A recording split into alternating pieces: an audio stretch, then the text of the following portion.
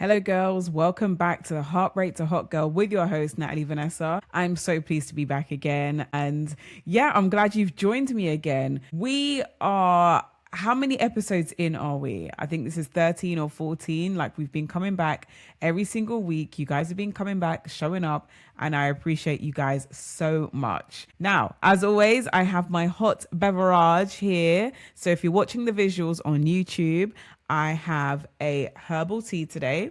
I've got a peppermint tea with a dash of honey. Honey. So, as always, let's do a little update. What's happening in Natalie Vanessa's life? So, I've had the busiest weekend ever. I was speaking at the Motherhood Group conference on Friday just gone. That was a great experience. I was sat on a panel with some other content creators, mummies, and we were just talking about the importance of digital storytelling in terms of motherhood and addressing the different types of motherhood that there is. So I was on there speaking about it from a single mother point of view. As you know, I'll be flying the flags for the single mothers. Okay, I'm with y'all. So it was really nice to have that platform and do that. And in doing so, I realized I want to do some more public speaking, guys. I want to be on the stage. I want to be on the big stage. No, it was a great opportunity. It was nice to connect with other mums, content creators, just people in that kind of space. I met some amazing followers slash supporters. You guys, friends. Let's call you friends. But, you know, people that have followed me, that came up to me, showed me love. There was a really sweet girl that sweet woman, let me be respectful. A sweet woman that came up and just said how much my content has impacted her life. And yeah, how grateful she is of the content that I make. And I really needed to hear that. Like, please don't take it for granted that I know that I'm doing a good job. Sometimes I need to be told. So yeah, I appreciated the compliments, the recognition, the acknowledgement, because, you know, I sit here under my stairs in my flat on my own, talking, you know, creating videos. So it's really nice to actually see you guys face to face, like get to hug you, get to see you and be like, oh my gosh, I'm actually speaking to real life people. And like I said, I appreciate everyone that I've met. Your girl also met Patricia Bright. I met Patricia Bright, guys. I don't know. I don't fangirl a lot. Okay, that there's not many people I'll fangirl over, but Patricia Bright, I've been following Patricia, but I can't even speak. Can't even get my words out. I've been following Patricia since like 2009. I think it's around 2009. I have really seen her grow from the ground up. So super proud of all that she's achieved. So yeah, I managed to get a little picture with her. I'm gonna pop that on my Instagram. Actually, it was a brief moment, but it was a cute moment. So yeah, I love that. And I met some other influencers as well, which was just great. Just, you know, when you followed people for so long and then having these same people, not Patricia Bright, but other people come up to me and say that they love my content. I'm like, me, little old Nat. Anyways, we stay humble. I am very humbled by it all. It's beautiful. And then on the Saturday, as you know, I was nominated for an award for Best Instagram for a Glow Mama award. So we went down to London again for the awards ceremony. Got all dressed up in a very demure dress. I had a full length black dress off the shoulder with like white trimming. Had my hair slicked all the way back. My makeup was 10/10. Shout outs to Amanda, the only makeup artist that I trust, because I don't even really like wearing makeup too much. But Amanda, aka Makeup Fergie, she knows what to do with my face. I trust her. I said, look, this is the dress, do what you need to do.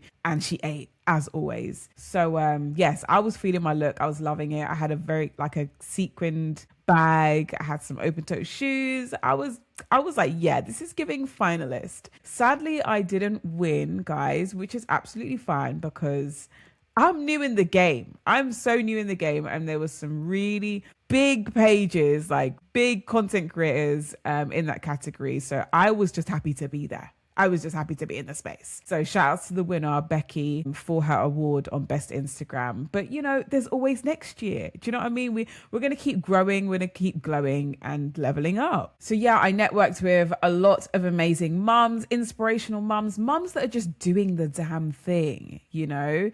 And this is why I continue doing this podcast, because I want to show you in real time that you can do the damn thing. Doesn't matter if you're a mum, single mum, whatever, you can do something. Your level of success may be slightly different to other people, but you can do something to better your situation. So yeah, hugely inspired by the weekend, and may I have more of those kind of weekends. May I have more of them. You'll remember in the last episode, I mentioned that I've got a special announcement and that I've been cooking up something. Well, the announcement is now out there, so I feel free to talk about it on the podcast, but I am very excited to announce that I have co-founded a business called The Woman's Room. That's right, The Woman's Room. And The Woman's Room is basically an extension of what I do online.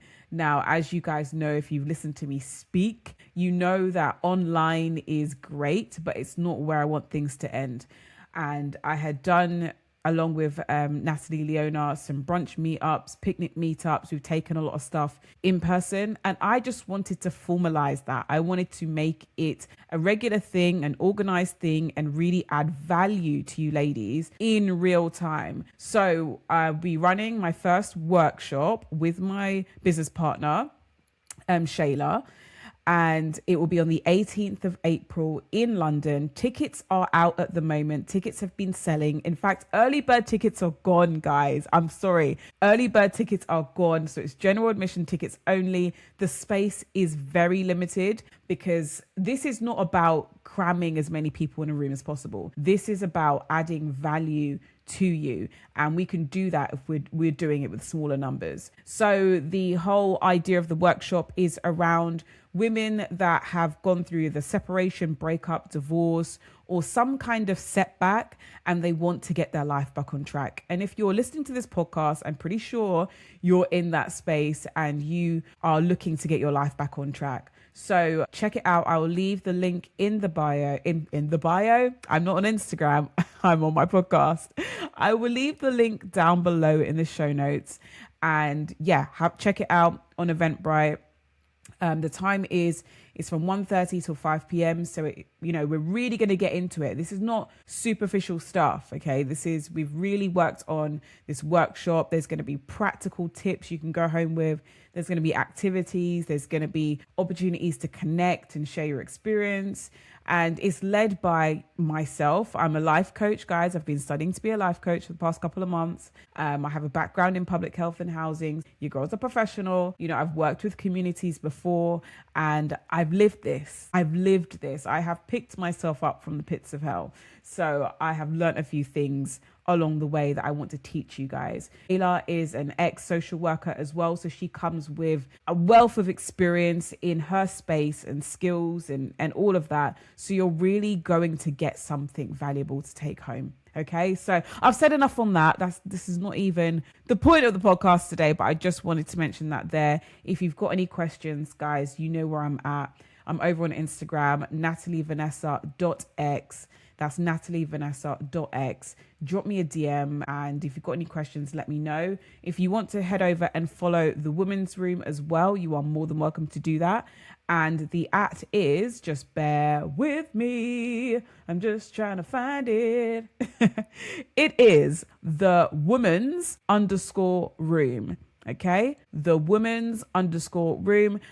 I will put the details in the show notes as well, so you can click on through, give us a follow, give us a support. If you can't make this event, then I'll much appreciate if you share with someone that might benefit from coming to this workshop. Right, we've got all that out the way. Should we get into the podcast? Should we get into it? I need a sip of my tea, girls, because I gotta look after my throat. So as you can see from the title, we're talking about hot girl parenting. You're like, what's hot girl parenting?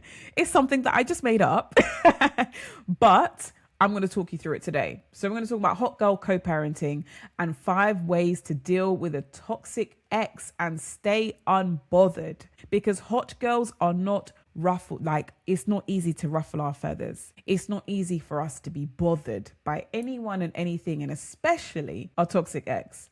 And over the years, I have really mastered this unbothered energy because I stay in my hot girl energy all the time. We know co-parenting isn't a straightforward thing, right? If anything, being a single mom, the hardest part isn't necessarily always looking after the kids. It's the co-parenting. It is that dynamic that you have to try and remember that, oh, there's another person that I potentially have to consult on looking after my children. Sometimes the communication is not healthy. Sometimes it's stressful. You can be triggered depending on the circumstances around why you guys broke up. You're going to be triggered at some point because it's an emotionally charged situation. There's history there. There might be love there. Not on your side, girl, because I know you all the way healed from that. But on his side, of course he still wants you back. Of course he does. He just lost the best thing of his life. So sometimes that emotionally charged situation can cause a lot of unnecessary drama. And if your ex is toxic, like some of us, I'm not naming any names, then it can feel like you're constantly being pulled out of your character. And hot girls like us, we cannot be pulled out of our character. A lot of the times, in every situation, I say, what would Beyonce do? How would Beyonce handle this? Because she is the ultimate hot girl and she's not letting anyone draw out of character. So maybe I should say, what would Natalie Vanessa do? What would Natalie Vanessa do in this situation? Because I have really now embodied that unbothered mentality. No one is drawing me out. But today we're talking about how to co-parent like a hot girl. And when I say hot girl, I'm not talking, short dress, loads of makeup, edges laid, all that physical stuff. That's not the kind of hot girl I'm talking about. I'm talking about emotionally regulated girls. I'm talking about women that self-respect and are unbothered. I'm talking about women that have high self-esteem and confidence in themselves. All of those things makes a hot girl, okay? And that's what we're going to be talking about today. So what does hot girl co-parenting actually mean? It means you're not petty, first of all. We're leaving pettiness in 2025. In fact, even in 2025, why are we being petty? Do you know how much energy it takes for you to be petty, to do things, to piss the other person off? It's energy that you could be using to pour into yourself, okay? So no pettiness. Being a hot girl co-parent means not being reactive, okay? It's not everything we have to react to. It's not everything we have to respond to. Hot girls do not do that. They sit and they hold themselves. They're able to take note of what has been said and not just react off the jump. Hot girls never over-explain themselves. If you find yourself over-explaining to your ex about why you need to do this or why you need them to have the children, you are putting yourself in a lower position. You are reducing your value because now you're over-explaining, almost trying to prove to them that you're deserving of whatever it is you're trying to say to them. So for example, I don't know, you might have a routine schedule of every other weekend, your ex has the kids, but there's something that's important that's come up and you might need them to have them from an extra day. Instead of you explaining that I've got all of this stuff, just ask the question directly. Would you be willing to have the children for another day? That's it. You don't need to explain, oh, I need to go here. It would really mean a lot if you do this. No, because it puts you in a lower value position. Do you understand? So being a hot girl co-parent is about emotional discipline, boundaries over feelings, peace over proving a point. Like I know some of us want to argue until the argument is dead and done and finished. But just really take stock of how much energy it takes to argue with someone, especially to argue with someone that is not in your life anymore. Like they're not your partner anymore. You're not married to them anymore. They're not your boyfriend anymore. Why are you using your precious energy, mind you, to argue with someone that you don't even like? Let's just think about that for a second, because I think sometimes we get caught up in the emotionally charged situation and we're like, no, we have to prove this point. What would it mean when you prove the point to them? What do you gain from that? What do you gain from being understood by a person that is committed to not understanding you? Just remember that this person, your toxic ex, has no interest in seeing your point of view. So why are you wasting your time and energy and breath to try and convince them to think the way that you do? If you guys were on the same page, maybe you would have still been together. I'm just saying, maybe you would have still been together if you were on the same page. Clearly there is communication breakdown. Clearly there's no alignment, hence why you're not together. So please do not use that time to argue with someone that is not committed to you. Boundaries are not optional. Boundaries are not changeable. Boundaries are not, okay, do you know what? I'm feeling in a good mood today. And so I'm gonna relax on my boundaries a little bit. No, it doesn't work like that. Boundaries stay in place no matter the mood, the day, the emotion, whether you guys are in, good spirits with each other or bad spirits with each other. It doesn't matter. Boundaries stay in place, because if you chop and change the boundaries, then that tells that person that, oh, these boundaries are optional now. If I sweeten her up a bit, she's going to drop her guard. You can't afford to do that, especially if your ex is toxic, okay? I'm talking to the people, to the women that have toxic exes. If you have a great co-parenting relationship, you don't need to listen to this episode. This is for the women that are struggling with their toxic exes and they want to make sure that they don't go crazy in the process. So your toxic ex will test the limits constantly. Constantly, they'll test the limits. Now, how do we make sure that we're enforcing these boundaries? You've heard it before, but I'm going to remind you again. Only communicate with your toxic ex about the child. Sometimes they'll do this little thing. They'll try and poke at you. They'll try and send messages to insult you or comment on your personal life. And remember, you may have been with your ex for a very long time. They know you. They know what your insecurities are. They know what your triggers are. So they're going to use that to get a response. And you keep falling for it every single time. And I'm reminding you today, the hot girl that you are should not be responding to such things.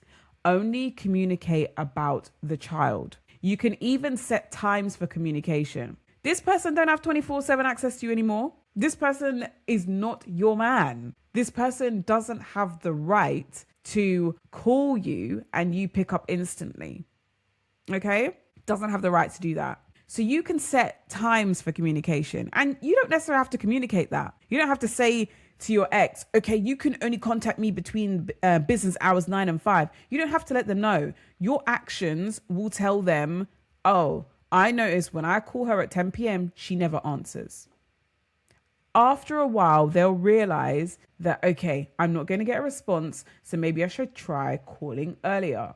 But whatever that boundary is, whatever the time limits or whatever you want, make sure you're consistent with it. Consistency gets respect. So if what you're comfortable with is only speaking between 9 and 5, then that's fine. It's slightly different if there's an emergency, if your ex has the children and then, I don't know, he's calling at 3 a.m. Even then, I would drop a text. I'll be like, what do you want?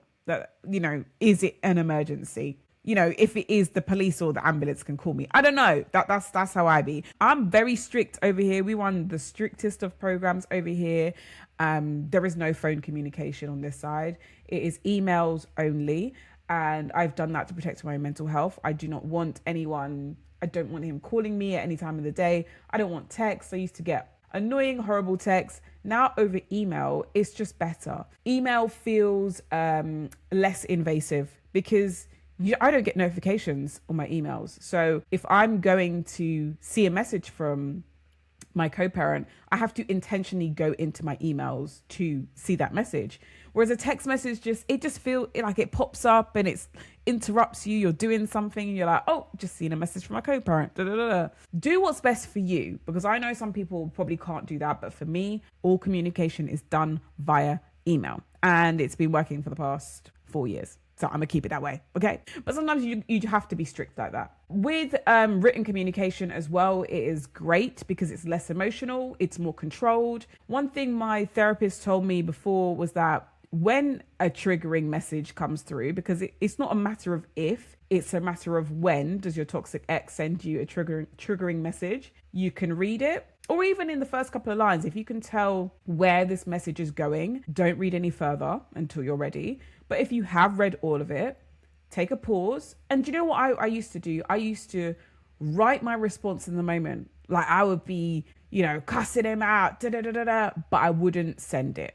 Okay. The key is not to send things when you're emotional. I got everything out my system. I wrote it all down. And what I did, I parked it. I saved it in my drafts. I came back the next day after I calmed down a bit, and best believe I deleted the whole email. So it went from paragraph upon paragraph to be like, okay, no worries. We'll talk about this another time, because I'm not worrying now.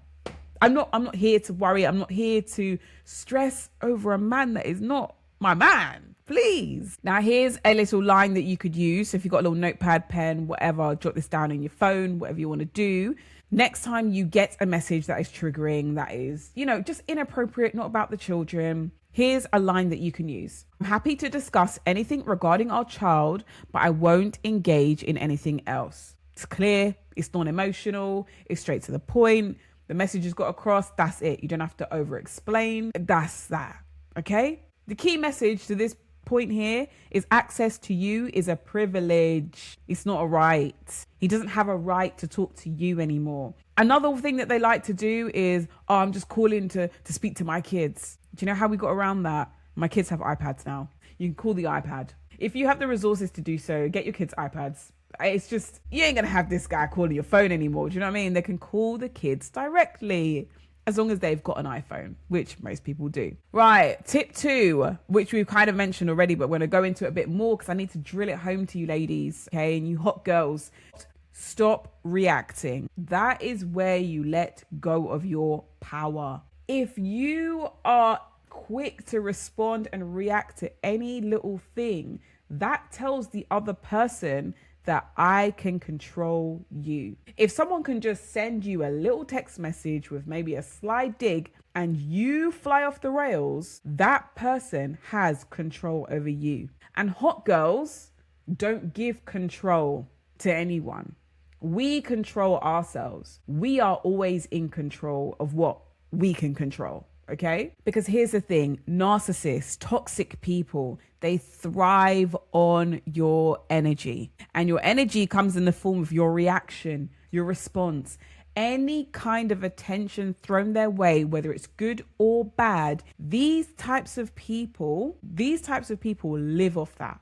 They eat it for breakfast. They love it. They love it. And each time you are fueling them. And we need to stop doing that. So even an argument, you might think, yeah, I'm winning the argument. I'm really getting at him. I'm telling him that he's this and he's that. No, it's an energy drain to you, and you are transferring your energy over to him, and he's loving every minute of it. And you keep on falling down at the tricks. You keep falling for each and every trick in the book. But I'm telling you today, every response is an energy transfer, and you don't have to do that.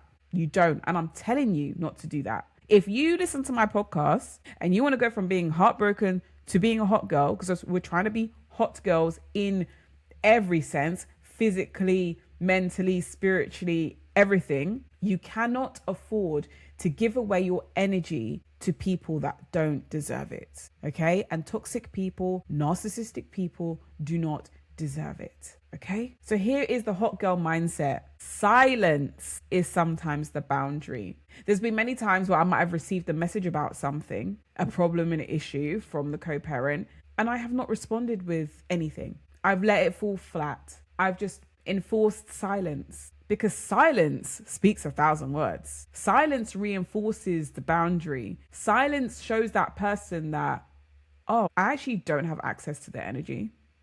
Oh, I didn't actually get a response out of them. You hold your power. When you shut your mouth, you hold the power. As soon as you release, talk, express to someone, argue, debate, whatever it is, you are transferring that energy over to that other person. And like I keep on saying, we can't afford to do that. As single mothers, we cannot afford to send our energy in directions where it doesn't need to be. If we're doing something, the energy needs to go into our children and into ourselves. That is it, not to your toxic ex. So I've given you some practical tips, but I'll remind you again, but pausing before you reply. Ask yourself, is this about my child, or is he just trying to rage bait me? Maybe even have the prompts in your phone. that when you get a message from him, you have a little checklist where you're like, okay, is this about my child? Yes or no? Is this an emergency? Yes or no? Is this relevant? Yes or no? Have whatever questions you need, have them accessible so that when it happens, because again, toxic exes, they all act the same. It's like they're bored with their lives. They just want to come and bother you. I never understand the concept of, we're no longer together. Let me be free. Let me go and live my life. But a lot of these men just don't want to let good women go. And you know what? I don't blame them. If I lost a good woman, if I lost the best thing ever, I probably wouldn't rest either, to be fair. But like I said, we have control over how we deal with these situations. So practical tips: pause before replying. Just a quick moment, even count down from 5. You know, it doesn't have to be a long pause, but just before you start typing, before you press send, just pause and think, what would Natalie Vanessa do? The more you'll feel confident in yourself, and the more you'll realize that that other person that you left or no longer with doesn't have control over you. And it's such a beautiful place to be at. You don't have to attend every argument you're invited to. Just because someone opens the door and say, yeah, let's go, let's have it out, let's argue, you don't have to walk through that door. You don't have to prove a point. You don't have to argue back. You can just be silent. You can just be misunderstood by the other person. Why do you need to prove anything to anyone? If you know who you are, because another thing they like to do is criticize your parenting, which is the cheek, but anyways, criticize your parenting. If you know in yourself that you are a great mother, that you do all that you can for your children to, and maintain your home and do everything that you're supposed to be doing, someone telling you that you're a bad mother shouldn't affect you. If you truly deep down are very secure in your version of motherhood and your parenting style, when someone tells you that you're not a good mother, you shouldn't be triggered by it. Now, I will challenge you. If you are triggered by it, ask yourself why. Do you feel like you're doing enough? Because the only reason you'll feel upset is if you agree with what the other person's saying. If someone comes at you and says you're a bad mother, the only reason why you're upset is because somewhere deep down in you, you are agreeing with their statement. This is a bit of a hard pill to swallow, and I tread carefully when I speak like this because I'm not trying to make anyone feel bad, but these are things that I had to address in myself. When I started my journey on social media and I was talking about dating as a single mum, I would get trolled so bad and I would cry at some of the comments. And I realized it's because I had an insecurity around dating as a single mum. I deep down thought that I wouldn't be able to find someone because I've got children. So in me having those insecurities meant that I came into agreement with those trolls to say, yeah, do you know what? You're right. And because now I'm in agreement with you, now I'm upset about it. So bringing it back to the toxic ex situation, if they're saying things, if they're saying ridiculous things, you should be confident in yourself to know that's not me. I'm not that woman. What are you talking about? And you don't have to prove anything to them. Tip number 3, keep it business, baby. It's business over here. We just raising these kids, that's it. It's not personal anymore. We did the personal stuff. We had the marriage. We were together. We were living together. We're not doing that anymore. So strictly business. And that's how we're going to keep it. We're no longer partners. We are co-managing our responsibilities, right? That's it. We're colleagues, bare minimum colleagues, right? You need to shift your mindset. This is a business relationship now. And the business is the children. We're just managing it. That is it. And what that looks like is just clear, short communication, no emotional language, no revisiting the past, no bringing up, well, you cheated on me with Sarah and Susie and da-da-da-da-da. No bringing up the past. The past is in the past. It's done. When it comes to your kids, keep it professional, keep it business, because we're not trying to bring unnecessary emotion into it. And let me give you some examples on how you can keep it business professional. You can say things like, pickup is at 3 p.m. That's it. No emotion, just straight facts. Instead of saying, oh, you're always late, you never respect my time, or you don't care about the kids, da-da-da-da. Emotional. Hot girls are not emotional when it comes to that, okay? We're not being drawn out by our toxic ex. We're not. So say pickup is at 3 p.m. If they don't do it, stick with the facts, remove the emotion. Because remember, narcissistic people, toxic exes, they thrive off of attention, your emotion, your energy. And we're not here to feed that at all. So detaching from your situation, detaching from this dynamic is your protection. Treat it like a business. Treat it like how you speak to your colleagues. As per my previous email, that's how you need to talk. If your co-parent's like, why are you treating me like this? Don't even address it. It's now business, darling. Okay? Number 4, protect your energy like it's currency. We've spoken about this already, but I'm really drilling it home. Protect your energy at all costs. Your peace is so important. Your peace is what's going to make you a good mum or not. If you're being rattled, if you're stressed, that is going to impact your parenting, and that's going to impact your children. So you implementing some of the things that I've said already is ensuring that you can be the best mother that you can be, and a hot girl in the process, okay? But peace, it affects your parenting, and it's so important. It affects your healing journey as well, and your whole life. One way that you can notice if your peace is being troubled is if you're overthinking their behavior. If you're venting about them daily, if you're constantly speaking to your friends, so-and-so, oh, he's done this again, and you're just there slagging him off. You know, in the early days, I used to do this quite a lot. I did. Even, you know, I've been very conscious on my social media platform to, yes, I want to share my story, but I don't want to just sit here and bash them all the time. Because why? This is not what my platform's about. My platform is about empowering women, but uplifting women that have gone through stuff. Why the hell do I want to talk about someone I don't even care about? Do you know what I mean? There's more things to talk about. So if you find yourself venting about them, name calling them, it's not a good space to be in. It's a negative space to be in, and we need to move past that.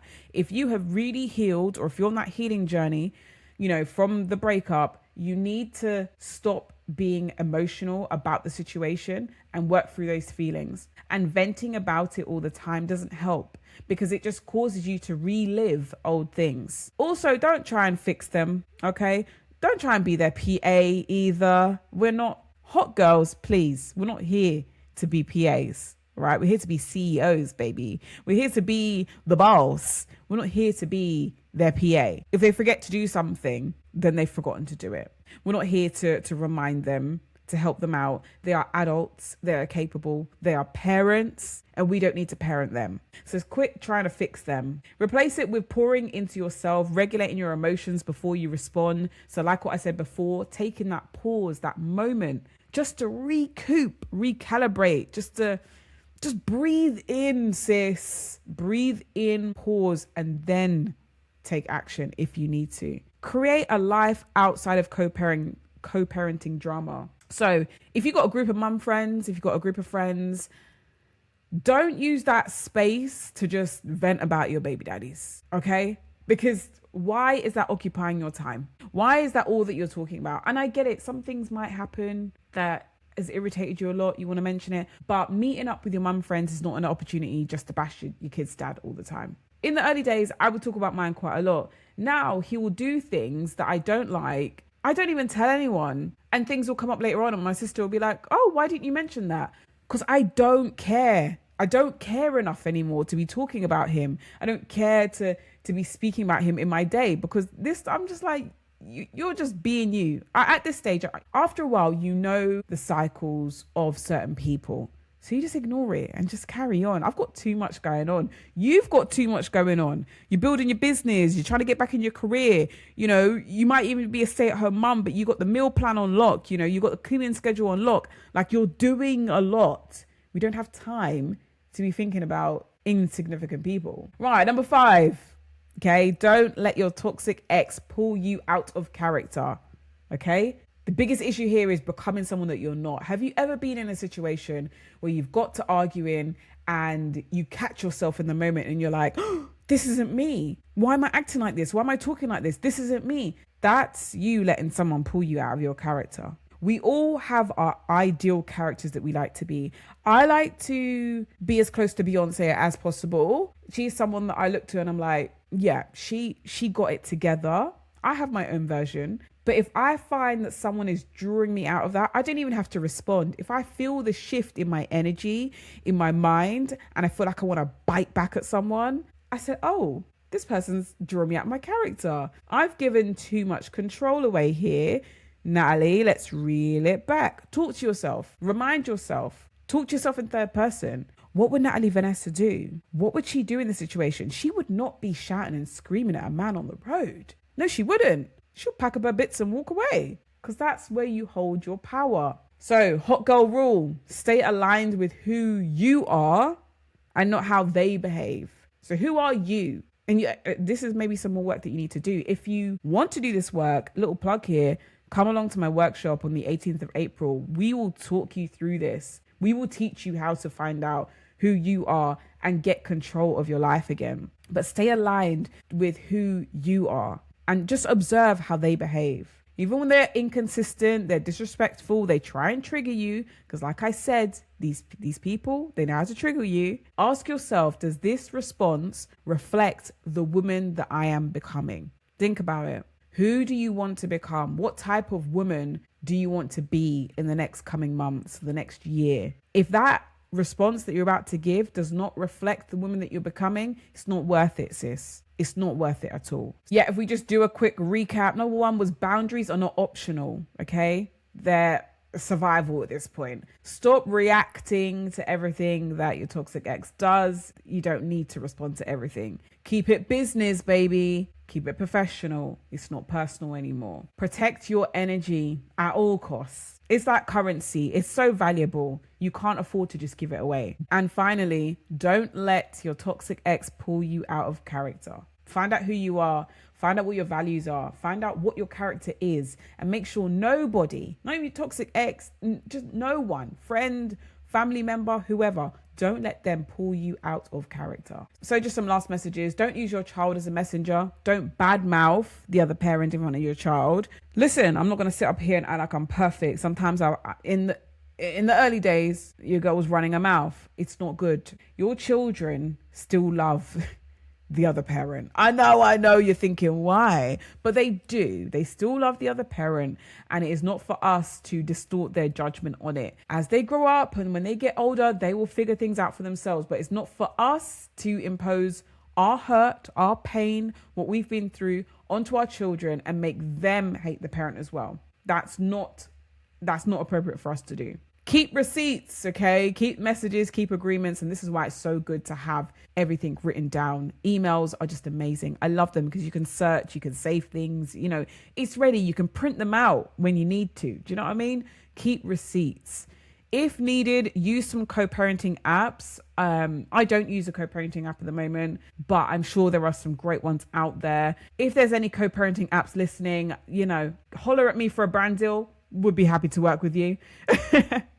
But yeah, pick your battles. Not everything is urgent. And I know it's easier said than done. If you've been with someone that was emotionally, physically abusive, I know there is sometimes a trigger there that puts you on edge, that might make you feel like, oh my gosh, like I have to do this. Like, I have to respond, but not everything is urgent. Ask yourself those few questions. Have some questions in your notes that you can refer to.